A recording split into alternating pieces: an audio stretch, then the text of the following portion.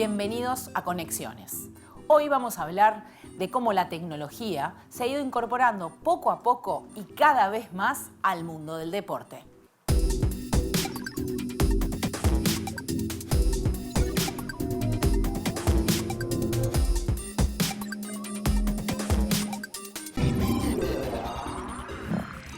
Los deportes son una de las actividades más relevantes de la sociedad actual, ya sea para practicarlos o para verlos. Y desde hace muchos años han estado acompañando los avances tecnológicos. Hoy vamos a descubrir hasta dónde llega ese mix entre tecnología y deporte.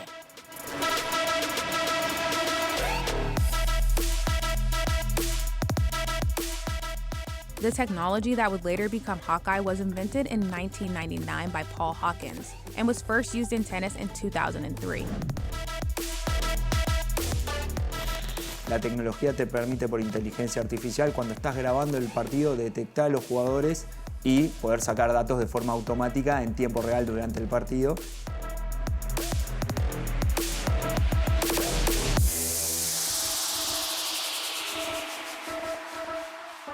El deporte viene asociado a todas las culturas casi desde su inicio. Hace más de 4.000 años, los chinos ya practicaban gimnasia. Hay pinturas que comprueban que en el antiguo Egipto había disciplinas similares al hockey y a la natación. En América Latina, los mayas tenían un ritual que era el juego de pelota. Y están, por supuesto, los griegos, que crearon nada más y nada menos que los Juegos Olímpicos cerca del 700 a.C., que se convirtió en la base para los deportes modernos. Los primeros Juegos Olímpicos de los que se tiene noticia fueron inaugurados en el año 776 a.C. Las competencias atléticas eran disputadas por representantes de diversas ciudades-estado de la antigua y poderosa Grecia. Los griegos, con sus característicos rituales y adoraciones a los dioses que vivían en el Olimpo, encabezados por Zeus, el padre de los dioses y los hombres, ofrecieron cada 4 años unos juegos en honor a sus divinidades olímpicas. De allí su nombre y el del lugar donde se celebraban, Olimpia, que era la ciudad sagrada de Grecia, donde estaba el templo más importante construido en honor a Zeus.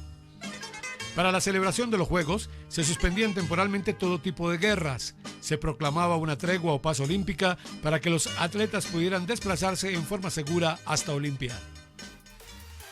Fue a fines del siglo XIX que se creó el Comité Olímpico Internacional y el deporte se convirtió oficialmente en una nueva forma de competencia entre las naciones.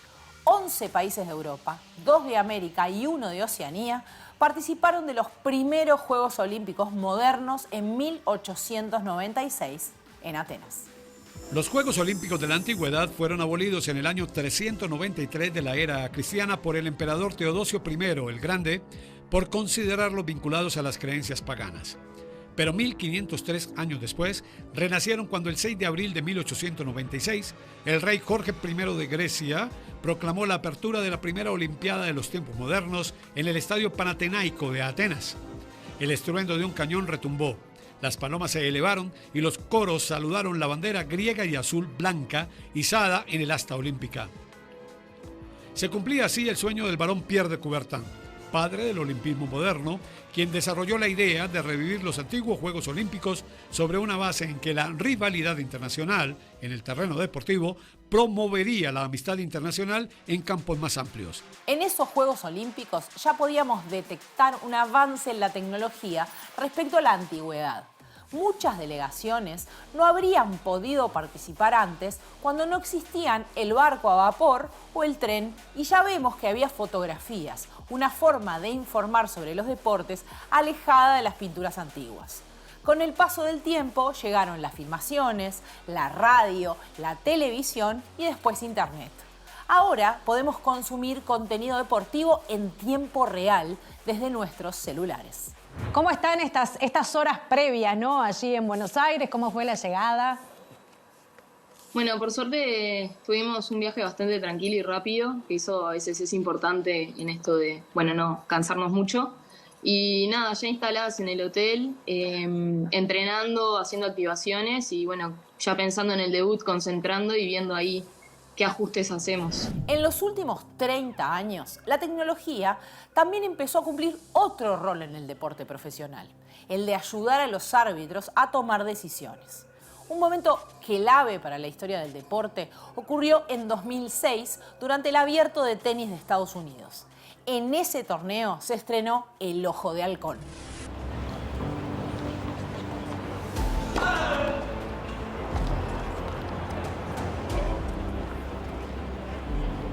You want to challenge it? Yeah. Ladies and gentlemen, Mr. Fish is challenging the in ball on the right yellow.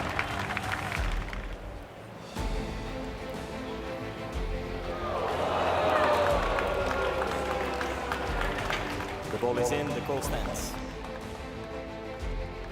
Game draw.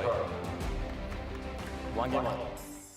Este nuevo sistema implicaba que a lo largo del partido los jugadores tenían una determinada cantidad de oportunidades de pedir el ojo de halcón, para que la tecnología resolviera algunos puntos polémicos. Esto también se implementó en el rugby con el video ref. The referee on the field will make a live decision. It'll be referred to the bunker to review his original decision. He'll confirm or overturn that original decision, and then the decision will come back into the stadium. We've done a lot of trials. This has been the culmination of a lot of hard work. It's a big investment for the game. Just review that, Robbo. We will have every camera angle in every operational component for our video referees to look at. They'll be able to freeze frame, they'll be able to quad screen, dual screen, put all of these things together, all of the skills and technologies they've never had at their disposal before. That'll ultimately allow them to make great decisions, make them quicker, keep the game moving, and for fans, that's what we want to see. We want to see the ball back in play and we don't want to see players standing around. Y un día, estos avances llegaron al deporte más popular del mundo, el fútbol. Y al ser el más popular, también es el que genera más opiniones y más polémicas. Vamos a ver el informe. El gol fantasma de Inglaterra-Alemania en 1966, la mano de Maradona contra los ingleses en 1986 o el codazo de Mauro Tassotti a Luis Enrique en 1994. Una serie de jugadas que marcaron la historia del fútbol y que fueron abriendo el debate para que se implemente la tecnología en el fútbol profesional. Los reclamos fueron escuchados por la FIFA en 2016 con la implementación del árbitro asistente de video, o VAR. Desde 1991, el equipo arbitral en el fútbol se compone de un árbitro principal, 2 jueces de línea y un cuarto árbitro. Con la llegada del VAR se crearon nuevas figuras, las de los árbitros de VAR, un equipo de jueces que se encuentran en una cabina observando las repeticiones de la jugada. La revisión de una jugada puede ser solicitada por el árbitro principal del partido o señalada por el árbitro de VAR. Se puede recurrir al VAR en 4 tipos de incidencias del juego: para determinar si una jugada fue o no fue gol, para saber si se produjo o no un penal, ante una posible jugada de tarjeta roja directa o si el árbitro confundió la identidad de un jugador al sacar una tarjeta. Actualmente, el VAR se implementa en mundiales de mayores y juveniles, torneos internacionales de selecciones como la Copa América o de clubes como la UEFA Champions League o la Copa Libertadores, y en torneos locales como la Liga de España, la MLS o el Campeonato Uruguayo. Sin embargo, a punto de cumplirse 7 años desde la primera vez que empezó a utilizarse, sigue siendo motivo de discusión si el VAR hace que el juego sea más justo o le quita dinámica y lo empeora. Pero el avance tecnológico no solo ayuda a la transmisión de los deportes o al arbitraje, también sirve como apoyo a la hora de practicarlo.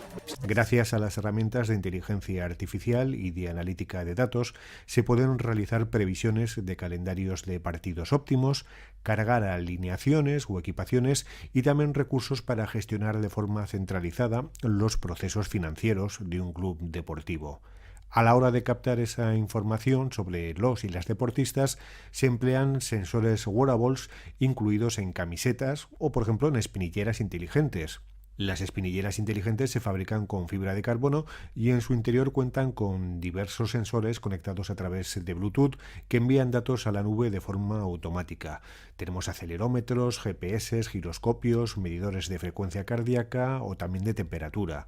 Podríamos mencionar las pulseras inteligentes, que también registran variables como la frecuencia cardíaca, la variabilidad cardíaca o los pasos recorridos. En el próximo bloque vamos a hablar de cómo se usa la tecnología para mejorar el rendimiento de los deportistas. ¿En qué año empezó a usarse el ojo de halcón en el tenis? 1998, 2005, 2006.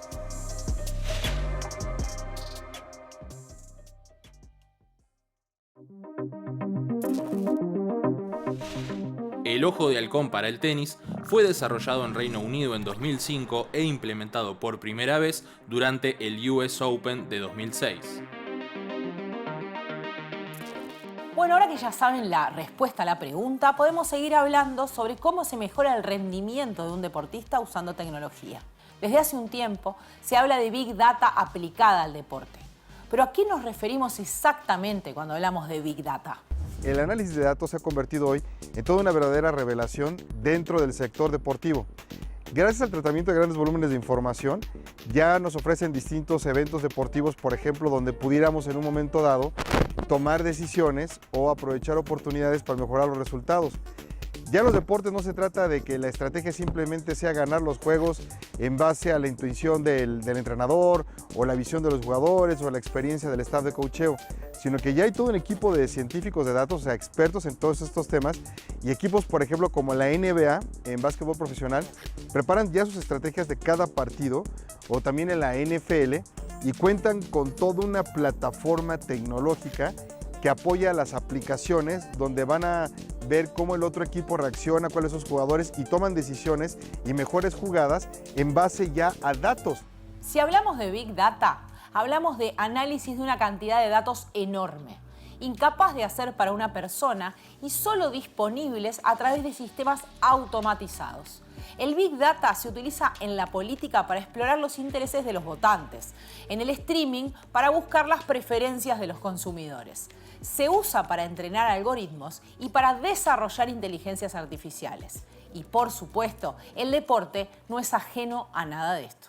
Todo está registrado, o sea, ya no hay forma de que se le escape nada. De hecho, estos datos duros significa leer como 50 gigabytes, o sea, muchísima información, y juegan un papel muy importante. Gracias al análisis del video, se puede registrar, por ejemplo, y monitorear cada movimiento de cada uno de los jugadores en disciplinas como fútbol americano, baloncesto, fútbol, soccer o hockey. Por supuesto, no solamente se trata de recolectar datos y analizarlos, sino además que gracias a estas plataformas, por ejemplo, de Machine Learning o de inteligencia artificial, máquina de aprendizaje, se puede crear ya modelos matemáticos que permitan decidir cuál es la mejor escena para que en un momento dado, o digamos caso de qué jugadores poner, y poder obtener el resultado que se quiere. Son cada vez más las empresas que se dedican a utilizar este tipo de información para hacer análisis de rendimientos deportivos. En Uruguay, por ejemplo, existe desde hace más de 10 años AZ Sportage, una empresa que tiene entre sus clientes a la selección uruguaya, a varios equipos de primera división, entre los que están Nacional y Peñarol, River de Argentina, Olimpia de Paraguay o el Atlético Nacional de Medellín en Colombia. Mi nombre es Cricor Atarian, director y fundador de AZ Sportage. AZ Sportage es una empresa que desarrolla productos tecnológicos para el deporte, entre ellos el fútbol, el básquet y demás. AZ Sportage, al igual que otras empresas, se dedica al análisis deportivo. ¿Pero en qué consiste exactamente eso? El análisis deportivo al día de hoy es un común que tiene el deporte profesional, que se basa en poder, en base al registro de información de los partidos y los entrenamientos, poder sacar las ventajas y las debilidades que tienen los equipos. Básicamente, esa es la presentación a nivel macro. ¿Para qué sirve? Bueno, el dato al día de hoy es algo que exceden prácticamente todos los equipos profesionales de fútbol, de básquet, del deporte en general. Y bueno, el hacer el análisis, entrar en esos datos, desmenuzarlos y presentarlos de una forma amigable y rápida al entrenador y los jugadores, es lo que prácticamente te permite tener diferentes ventajas.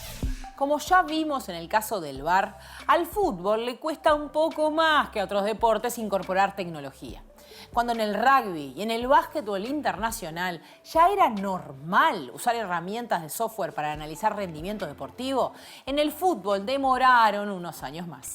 El análisis en el fútbol en general se hace de toda la vida, ¿sí? Desde las anotaciones que hace el entrenador cuando va a ver un partido, hasta poder ver lo que anteriormente se hacía, que era el videocassette, hasta hace unos 15 años que entra la inclusión de tecnologías para que todo esto se pueda automatizar de alguna forma.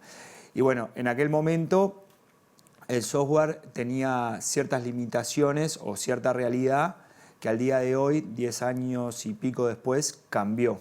Al día de hoy, por ejemplo, en vez de tener una persona para observar un partido y analizarlo, la tecnología te permite por inteligencia artificial, cuando estás grabando el partido, detectar a los jugadores y poder sacar datos de forma automática en tiempo real durante el partido, y a partir de eso un analista puede tomar decisiones. Para incluir estas tecnologías fue necesario establecer un contacto con los entrenadores de fútbol. El maestro Tavares, Marcelo Gallardo, José Peckerman, Reinaldo Rueda y Jorge Sampaoli son algunos de los entrenadores que empezaron a usar este tipo de tecnologías.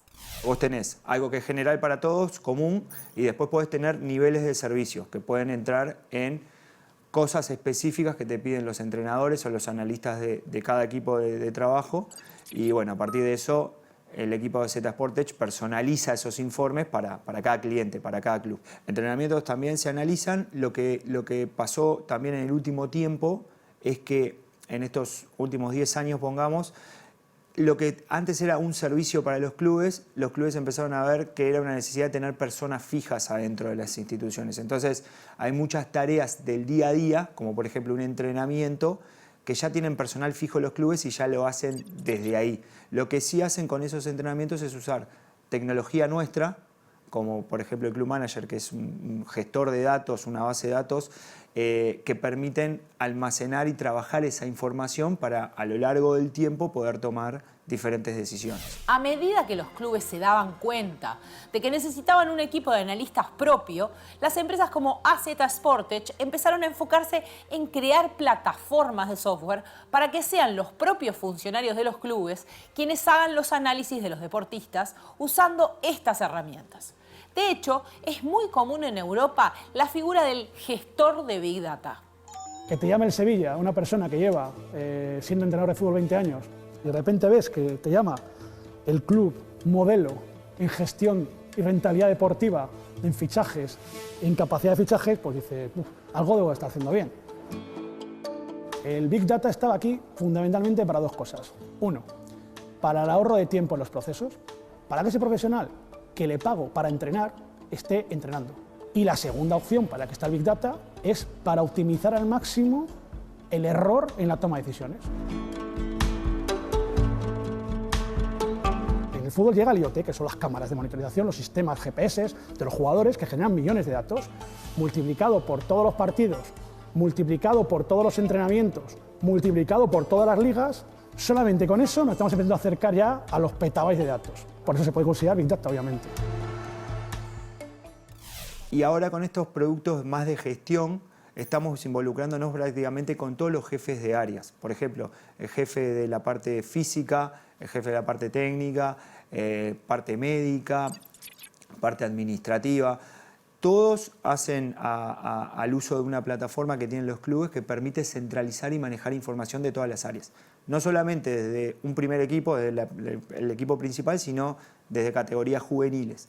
Hoy los clubes cuentan con software que les permite, cuando están observando, captando, como se dice en el ambiente del fútbol, captando un futbolista, ya lo pueden ingresar dentro de la plataforma y a partir de ahí, con 12, 13 años, le dan un seguimiento de su historia deportiva.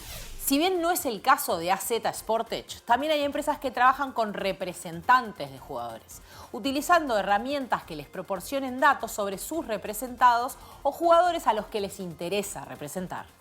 La tecnología tiene mucho que ver en la toma de decisiones en la industria del fútbol, siempre dependiendo de qué jugador de la industria deportiva estamos hablando, un medio de comunicación, un club, un entrenador, una empresa de apuestas.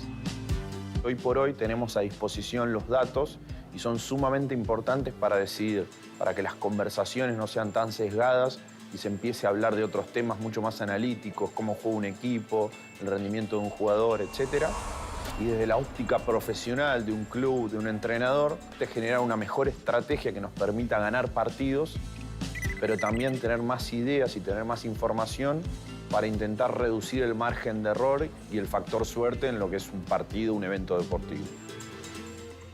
La disciplina es clave en el deporte y también en otro rubro, el militar. Por eso, en algunas empresas que trabajan con el análisis deportivo, recurrieron a softwares militares para reconvertirlos. Ese fue el caso de la empresa estadounidense StatsPerform. En todo lo que tiene que ver con información de un partido de fútbol, nosotros tenemos datos de eventos, un pase, un remate, un quite, una recuperación de balón y datos de análisis físico. La información vinculada al rendimiento físico parte de un software que se le compró a una tecnología israelí de aspecto militar. Esa tecnología se readaptó. Entonces la evolución fue totalmente en paralelo respecto a la tecnología que se disponía para después interpretar la información. La tecnología lo que hace es facilitarnos el camino, obtenemos estadísticas. Las estadísticas repetidas a través del tiempo generan tendencias y esa tendencia es información. Los usuarios comunes y corrientes de Internet también podemos practicar con estadísticas y hacer nuestros propios análisis, incluso con herramientas que son gratuitas. Por ejemplo, existe una aplicación que se llama SofaScore. Vamos a mirarla. Vamos a analizar usando esta aplicación que yo les decía, se llama SofaScore y es gratuita y está en Internet, la pueden encontrar, el partido por eliminatorias de Uruguay frente a Chile. Veamos un poco. Lo primero que vemos acá, y si hacemos un clic, vemos la posesión de pelota de ambos equipos. Fíjense, vamos a agrandarlo un poco para que se vea mejor, que acá son los momentos en los que Uruguay tuvo más la pelota. En la parte superior se ve el equipo de Uruguay, si ven la banderita. Y acá, bueno, acá fue donde hicimos una crisis todos juntos, porque fue el mejor momento de Chile. Después pueden, si siguen analizando, ver, por ejemplo, algunos momentos del partido, ¿no? Las tarjetas, momentos de peligro, etc. Si seguimos, me interesa mostrarles, acá ven las estadísticas. Posesión de pelota, ¿sí? Incluso pueden dividir, pueden mirar solo durante el primer tiempo o durante el segundo tiempo. Y acá pueden ver el análisis para todo el partido. Acá ven quién tuvo más la pelota, el total de tiros, los tiros al arco específicamente. Acá se empieza a ver la diferencia, que fue clara, pero en estadísticas también se ve. ¿Sí? Seguimos bajando y entonces podemos llegar... Acá ven que está todo tipo de incidencias durante el partido. Acá lo que se ve es un mapita, como una imagen, una iconografía de las jugadas al arco, ¿sí? Van a ver, o ya están viendo en realidad, que hay tres tipos de círculos. Los que tienen forma de pelota, los que tienen forma, digamos, son círculos blancos y los que tienen un punto. Los que tienen forma de pelota son los goles. Van a ver que si presionamos, vemos uno de los goles de la Cruz, probablemente este sea el otro, correcto, y acá vamos a ver el gol de Valverde, desde los lugares en los que hicieron el tiro. Los que tienen puntitos son tiros al arco, que igual o los atajó el arquero o se dieron contra un palo, pero fueron tiros al arco que no resultaron en goles o fueron anulados eventualmente.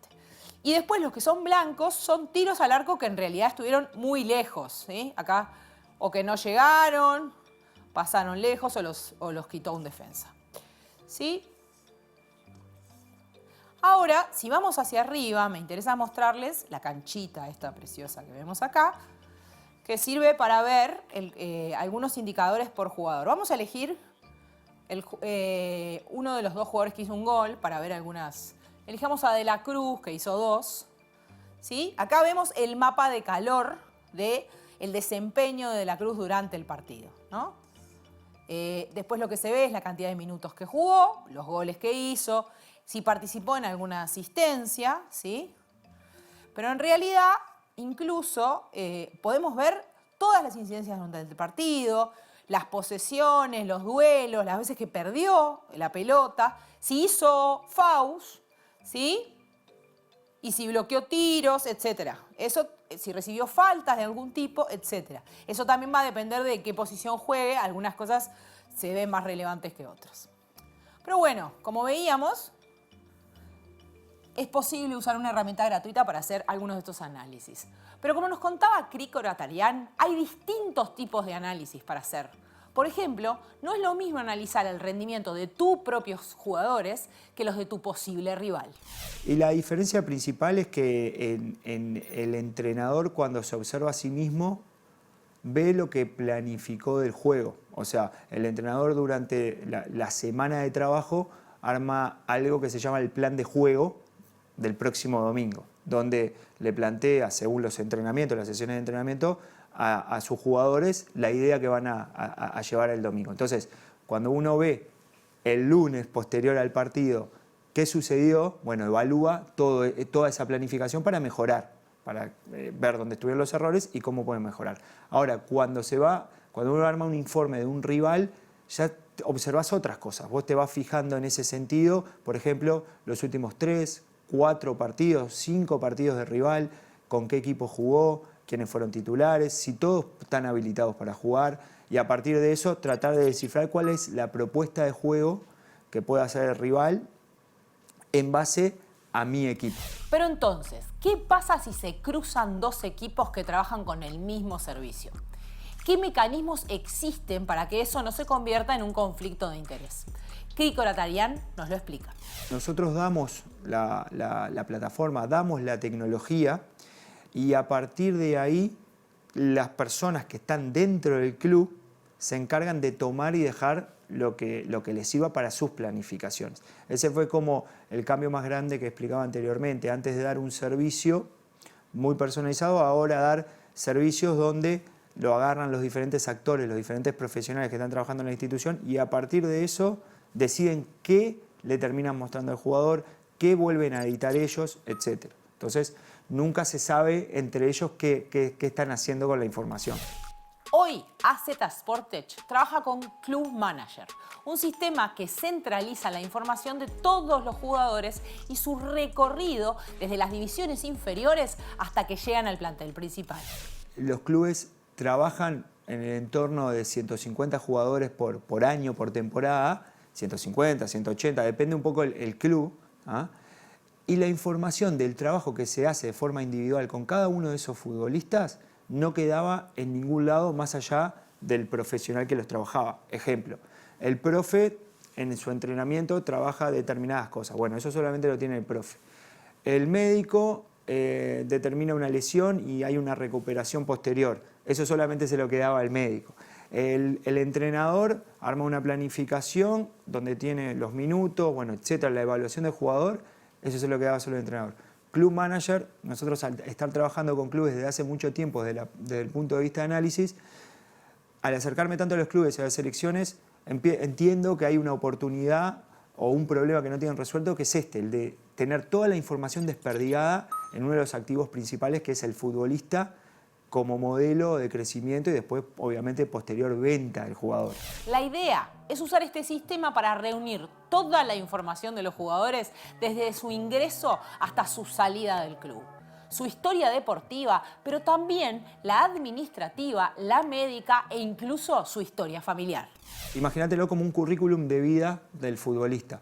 Lo que hacemos es nos reunimos con los diferentes profesionales del club.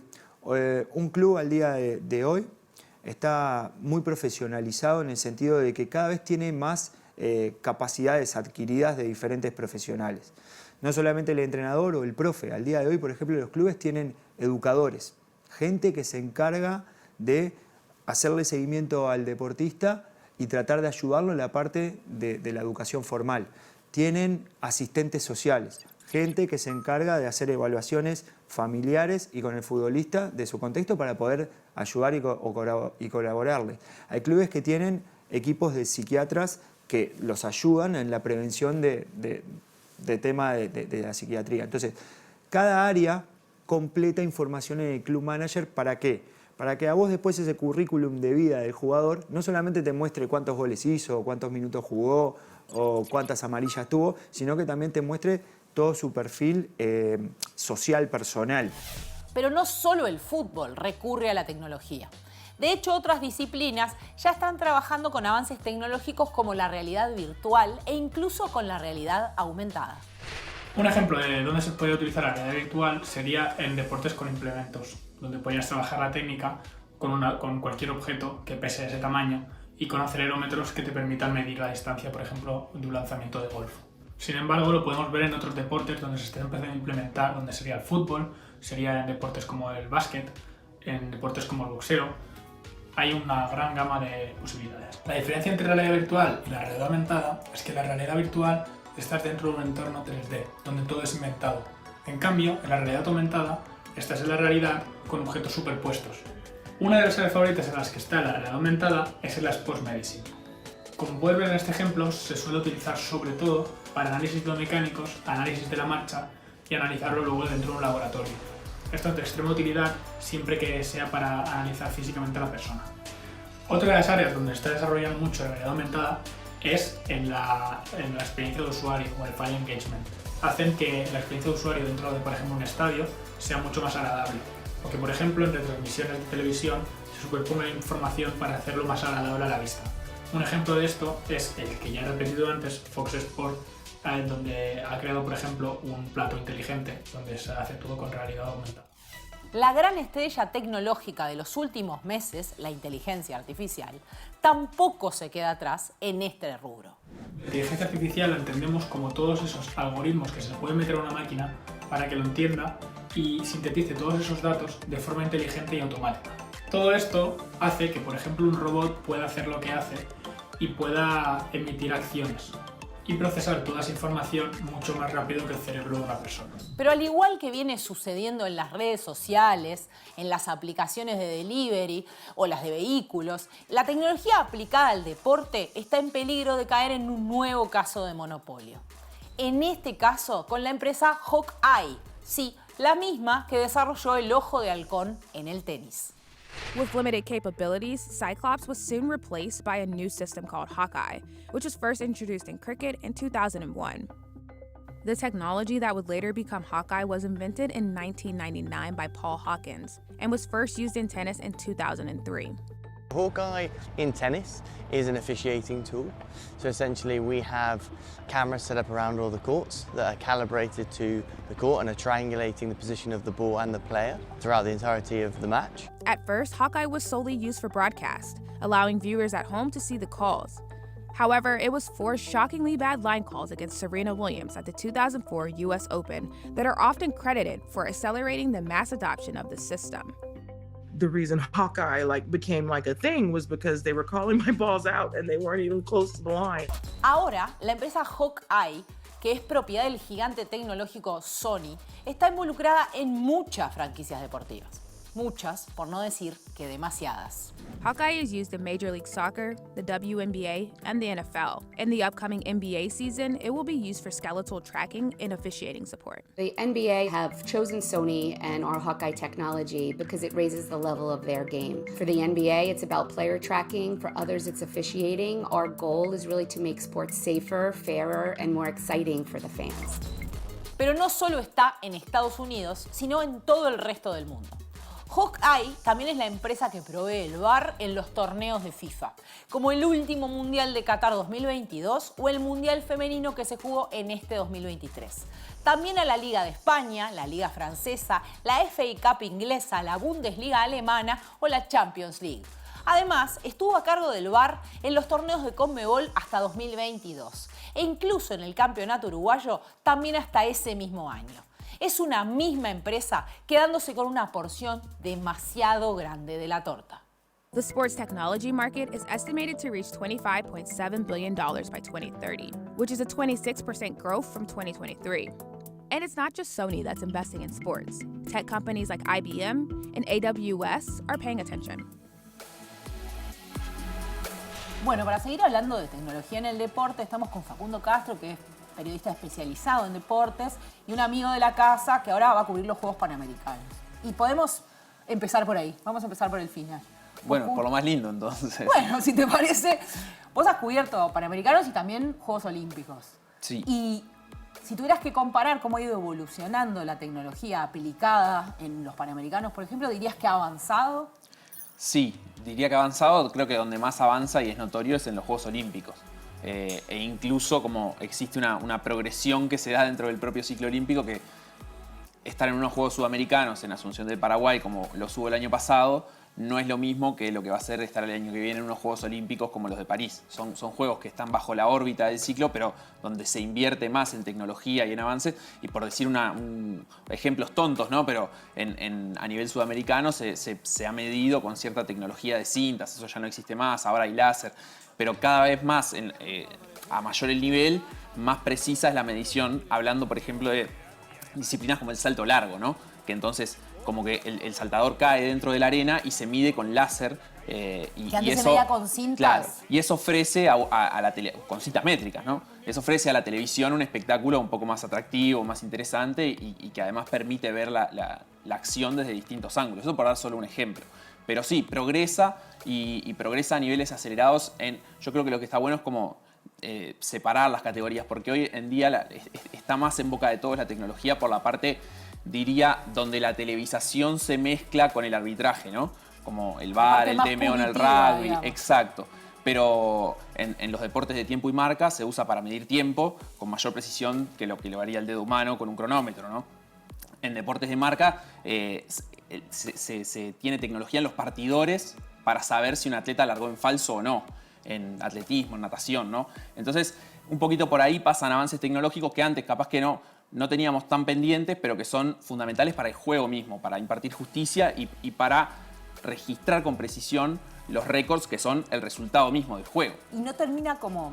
Yo te escucho poner el ejemplo, por ejemplo, de los tiempos. Y pienso que con mayor precisión también las diferencias son más chicas. Se empieza a medir como a niveles mucho más chicos. ¿Eso no afecta también el deporte o la performance, las diferencias entre dos nadadores o lo que fuere? Es que yo creo que eso se retroalimenta, porque es el propio deporte y su tecnificación, es decir, en poner en el deportista niveles más altos, lo que ha hecho que cada vez los márgenes de diferencia sean más chicos entre deportistas y entre el récord anterior. ¿Sí? Entonces es más importante la precisión de cómo se mide eso, porque ahora calculamos un récord mundial en centésimas, capaz. 0,01, por ejemplo. Y antes era un segundo. Antes el dedo humano en un cronómetro tenía un margen de error de hasta 2 décimas, 0,2.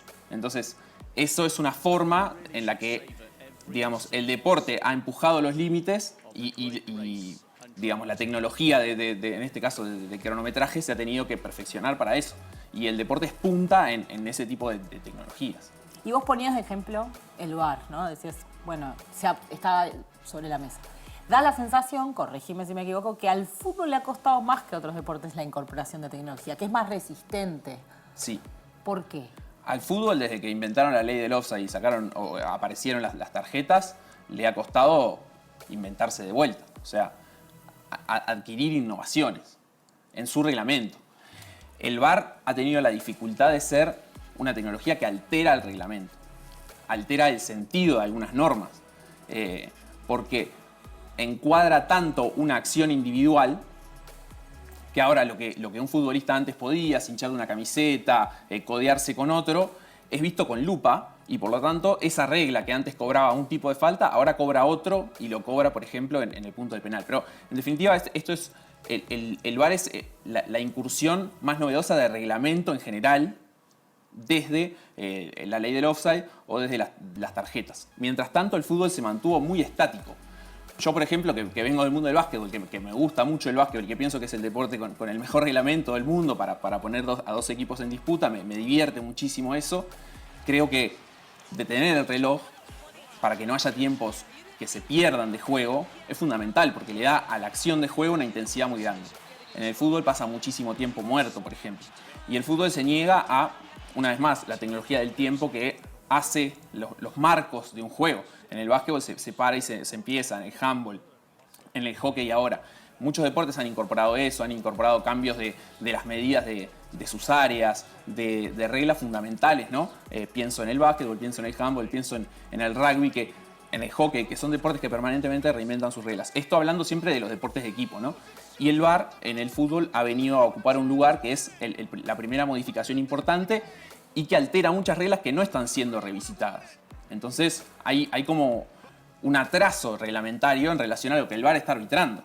En los demás deportes no, eso fue mucho más dinámico siempre. Como que esa relación que vos explicabas para el atletismo, por ejemplo, para la natación, donde la tecnología se mezcla y va cambiando el deporte, en el fútbol no pasó. Es como que meto la tecnología, pero en realidad las reglas siguen siendo las de hace décadas. Pero ahora se están viendo Puedo medir más forzadas corto, a cambiar. Lo que no cambia el fútbol es su regla madre, pero se enfoca mucho más en la interpretación de la regla.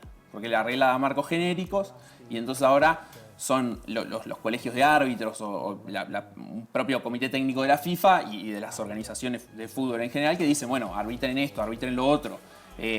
Un offside no será cobrado hasta que... Y ahí empiezan a modificar en función del VAR, ¿no? Y sobre todo le acotan los campos de intervención a la pantalla. Offside, una roja, pero hay otras acciones del juego que son menores que ya no se meten. No, y otra cosa que en otros deportes, al menos yo de verlo, es diferente. Ahora, por ejemplo, con el Mundial de Rugby es una cosa que uno observa, es la transparencia en el uso de la tecnología, ¿no? O sea, la aplicación de... Vos en un partido de rugby ves el diálogo entre los árbitros, lo ves mirando el video, lo ves tomando la decisión, participás de ese proceso. En cambio, en el VAR se oculta y se libera días después, en algunos casos, que no termina de quedar claro cuáles sí, cuáles no, por qué. Pero además con la claridad que están teniendo estos deportes de visualizar que esto es un espectáculo cinematográfico para el 99% que toda esa discusión del es público parte que del está mirando. espectáculo. Entonces, bueno, si yo puedo hacer de esto parte de la peli, vamos a hacerlo. Y es una exposición que antes no existía y que a muchos les puede sonar, no sé, les puede impactar. Yo creo que el fútbol incluso es de por sí una disciplina que se ha resistido mucho a eso, ¿no? Ahora se tapan la boca para hablar, como que siempre hay un ocultamiento porque siempre hubo dentro de la cancha una cosa de jugar al filo de la norma también. Es una forma de jugar. Y bueno, en el rugby eso está trabajado de otra manera, ¿no? Desde hace mucho tiempo se destaca el rugby como ejemplo de otra cosa. Para mí ni mejor ni peor, pero son escenarios de interacción humana distintos, ¿no? Y bueno, creo que la tecnología entra de formas distintas dentro de cada uno. En el fútbol, como te digo, me parece que hay una ligación a las normas preestablecidas hace mucho tiempo que no se han ido cambiando, que genera más conflictos que después se discuten obviamente en las situaciones puntuales. Y otro aspecto que más allá del espectáculo en sí, donde se metió la tecnología en el deporte, es todo lo que tiene que ver con los entrenamientos y el rendimiento. Toda la previa, las decisiones incluso de los técnicos, la integración de los equipos técnicos, ¿no? Ahora hay visualizadores de video, analistas de Big Data. Sí. ¿Cuánto afectó esto? ¿Cuánto cambia? Todo, afecta a todo. Afecta desde el costado deportivo, la preparación de los deportistas. Las tecnologías aplicadas al deporte son miles, en tanto si pensamos las ciencias, no sé, médicas o de la nutrición. Entonces ya tenés la química, la física, pues, ciencias biológicas, porque está todo centrado en el cuerpo de la persona. Pero después hay que poner esto a nivel masivo y hay que generar transmisiones para esto. La primera transmisión a color fue el Mundial de Alemania 74. La primera en Uruguay fue el Mundialito del 80, si mal no recuerdo en el dato histórico, ¿no? Pero el fútbol generó eso y hay es decir, lo genera obviamente a través del poder de mercado, ¿no? Porque se empezó a mover mucho dinero a partir de eso que podía pagar estas telecomunicaciones más tecnificadas, pero los momentos en los que más se venden televisores son los mundiales de fútbol, ¿no? Y ahí la tecnología no solo está interviniendo en el juego mismo, sino en toda la tribuna, pero no la tribuna literal, sino la tribuna global o comunitaria alrededor de la que sea ese juego. Y por lo tanto, a mí como deportista o como juez o como empiezan a pesar otras cuestiones. Es lo que permite el profesionalismo, es el deporte espectáculo, ¿no? Y el deporte espectáculo empuja más en todos sus frentes a que intervenga la tecnología. Muchísimas gracias, Facundo. En un rato te invito a que miremos algunas cosas y reaccionemos frente a algunos videos que vamos a ver en un ratito. Y con ustedes seguimos en Conexiones. ¿Qué empresa es la proveedora del VAR en los torneos de FIFA?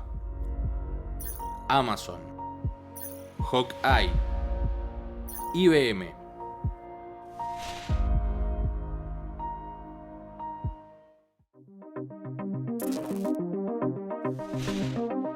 La empresa Hawkeye ha estado a cargo de proveer el servicio técnico del VAR en los mundiales masculinos de 2018 y 2022, al igual que en los femeninos de 2019 y 2023. Bueno, volvemos a Conexiones y estamos otra vez con Facundo. La idea es que miremos algunos videos de distintos deportes y nos vayas comentando un poco cómo ves la aplicación de la tecnología o lo que tengas ganas de comentarnos. Muy bien. Hablábamos hoy de deportes que no son los clásicos y no son de equipo. Claro, esto es más como una evaluación de un mejoramiento de las cualidades individuales, ¿no? Es, bueno, cuánta fuerza puedo hacer o qué resistencia tengo, cuánto está aguantando mi cuerpo, ¿no? Y entonces a partir de eso, el deportista y sobre todo el científico asociado a ese deportista, que puede ser un profe, o sea, alguien que sepa la aplicación de esos datos, puede empezar a instruir una mejor preparación. Ya no es hacemos lo que nos parece. Yo lo que veo ahí, claro, es que les ponen un montón de artefactos en el cuerpo mientras entrenan para medir cosas que antes se medían prácticamente solo mirando, ¿no? O no se medían directamente. Claro, tal cual.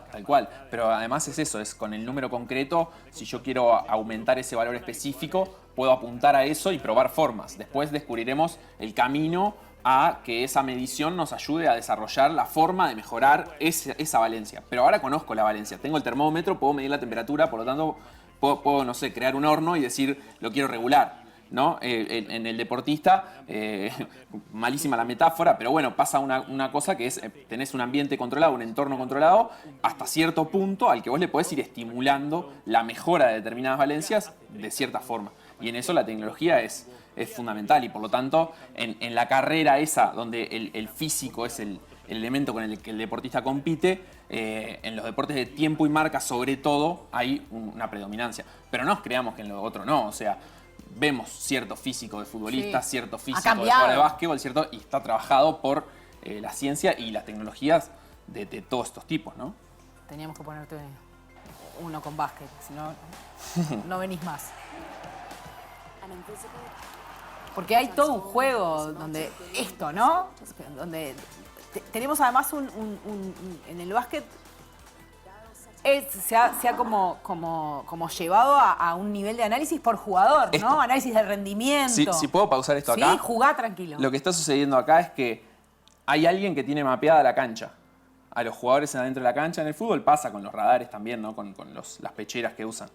Pero en el básquet yo creo que lo hacen, no sé si tienen chip los jugadores, por ejemplo, en la NBA. Entonces yo puedo saber desde dónde tomó cada tiro, cuánto tiempo le tarda a ir de un lado a otro, a qué velocidad lo hace. Después además puedo saber cuánto salta, porque tengo tantas cámaras que ya se puede calcular. Y además, obviamente, los partidos no son el único escenario donde miden todas estas valencias. En los partidos se da la exposición de esos máximos, pero sometidos al rendimiento. Es decir, hacer el doble. No salto porque sí como en la prueba. Salto en el momento de mayor exigencia, con un nivel de improvisación muy alto, tomando una decisión a partir de eso y teniendo muchas posibles... En fin, entonces empiezan a tener el juego totalmente rastreado en todo momento. Las estadísticas de una liga como la NBA, que cada equipo juega 82 partidos por año, Big Data. O sea, generan un nivel de acumulación tan grande que yo puedo saber qué es lo que pasa con los jugadores y hacia dónde está progresando una historia personal de un jugador que era malo estadísticamente y creció en este rubro y sigue creciendo, o ya se estancó, o fue una sola temporada y después volvió para atrás. Pero a eso así, ya no solo con los tiros de 3 puntos, ya si el tiro de 3 puntos fue a partir del pique, del pase, Esto que todo. estamos viendo acá. Y esto está todo definido porque ellos tienen un escenario controlado, como con el del tenis, en donde ya esa tecnología de cámaras y también, no sé, otras que no conozco, les permiten mapear el escenario y ver en qué posición está cada jugador en cada momento exacto. Y eso no lo saben personas, lo saben sistemas operativos que procesan toda esa información de manera mucho más rápida de la que nosotros lo podríamos hacer jamás. Entonces es muchísimo volumen de información porque es la posición de cada jugador en todo momento, en todo un partido, en 82 partidos, interactuando con otros 5, otros 4 de su equipo, de otros 5 rivales. O sea, ahí ese juego está totalmente modificado por todo lo que podemos medir. Muchísimas gracias, Facundo, por haber estado en Conexiones con A nosotros. ustedes, ha sido un placer. Y con ustedes seguimos en Conexiones. Cada vez es más necesario encontrar personas que puedan trabajar aplicando la tecnología al deporte. Por eso, en algunos países existen materias e incluso carreras de tecnología en el deporte. En Uruguay, la UTU tiene un bachillerato tecnológico en deporte y recreación. Y en la Escuela Nacional de Deporte en Cali, Colombia, existe la carrera de tecnología en el deporte. Se realizó la inducción de la práctica pedagógica del programa de tecnología en deporte a los estudiantes de último semestre de este programa, donde se les dio todas las indicaciones para la realización oportuna de su práctica pedagógica, para que ellos puedan hacer un buen desarrollo, y se les hizo la entrega de los pines representativos, los cuales los hacen parte importante de nuestra institución universitaria Escuela Nacional del Deporte en los diferentes sitios en los cuales fueron asignados para la realización de la práctica pedagógica 1 que se hace en los deportes específicos en los cuales ellos han escogido durante la realización de su carrera tecnológica. Desde finales del siglo XIX, el mundo del deporte y la tecnología han ido de la mano. Se convirtieron en una unión ideal para experimentar nuevas formas de entrenar, de desarrollar la ciencia y de contar los eventos. Hay que tener cuidado que, como ha sucedido en otros rubros, los monopolios no los saturen.